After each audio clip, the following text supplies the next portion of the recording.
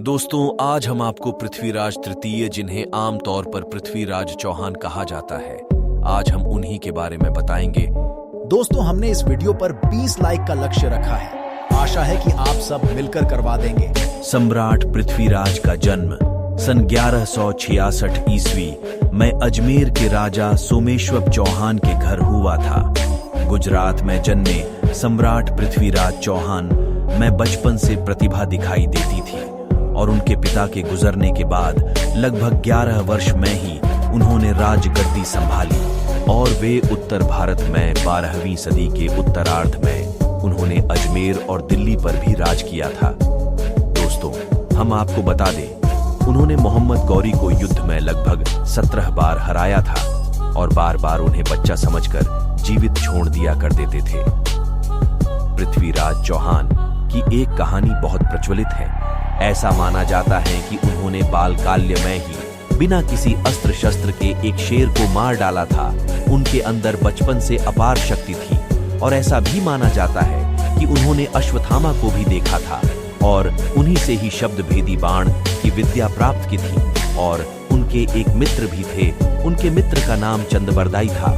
चंदबरदाई सम्राट पृथ्वीराज चौहान के बचपन के मित्र थे।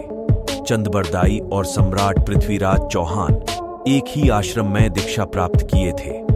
चंदबरदाई बड़े होकर एक लेखक बने और बाद में सम्राट पृथ्वीराज चौहान के राजकवि बने। दोस्तों, हम आपको बता दें, चंदबरदाई ही पृथ्वीराज रासों के रचयिता हैं। दोस्तों, हम आपको बता दें, पृथ्वीराज चौहान का एक घातक दुश्मन भी था, जो कि उनका स्वयं ससुर राजा जयचंद था।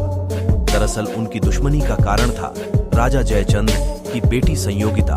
पृथ्वीराज चौहान को राजा जयचंद की बेटी संयोगिता पसंद करती थी, लेकिन राजा जयचंद पृथ्वीराज चौहान को नहीं पसंद करते थे। राजा जयचंद ने अपनी बेटी का स्वयंवर करवाया और पृथ्वीराज चौहान को भी नेवता दिया, पर वो नहीं आए। इससे क्रोध में राजा जयचंद ने पृथ्वीराज चौहान की मूर्ति बनाकर स्वयंवर में रखवा दिया।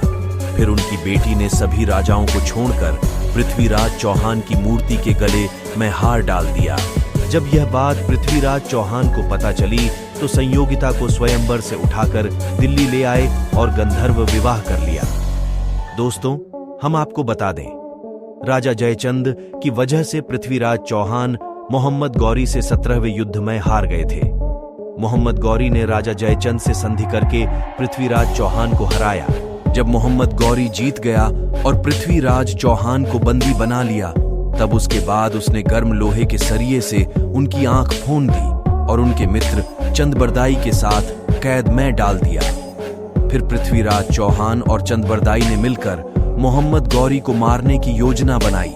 मोहम्मद गौरी ने जब उनकी आखिरी इच्छा पूछी तो चंदबरदाई ने पृथ्वीराज चौहान को शब्द भेदी बाण कला प्रदर्शन करने की इच्छा जताने को कहा और जब मोहम्मद गौरी मान गया तब चंदबरदाई ने संस्कृत में उन्हें संकेत दिया, जो इस प्रकार है: 4 बांस 24 गज अंगुल अष्ट प्रमाण ता ऊपर सुल्तान है मत चुके चौहान।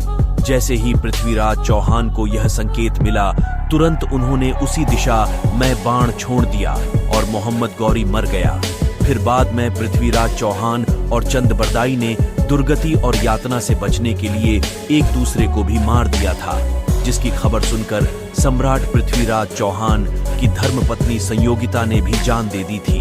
अगर आप चाहते हैं कि हम ऐसे और वीडियो बनाएं तो कमेंट में लिखिए जय सनातन धर्म, जय श्री राम।